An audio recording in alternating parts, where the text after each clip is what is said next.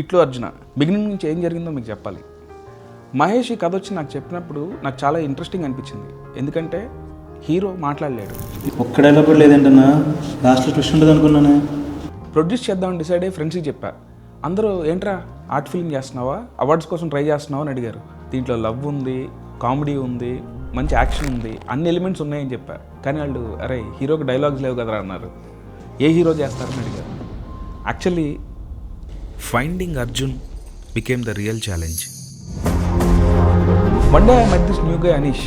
చూడ్డానికి చాలా బాగున్నాడు, ఎనర్జెటిక్, ఆడిషన్ చాలా బాగా ఇచ్చాడు. కానీ ఈ సినిమాలో నీకు ఒక్క డైలాగ్ కూడా ఉండదని చెప్పగానే ఈ సినిమా అయ్యేసరికి నిజంగా మాటలు మర్చిపోతున్నాను.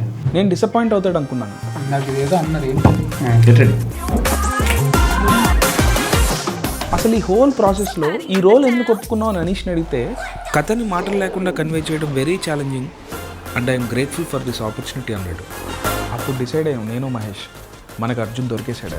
To everyone who love but never said I love. ప్రేమించి ప్రేమని చెప్పలేకపోయిన వాళ్ళందరి కోసం అంతే.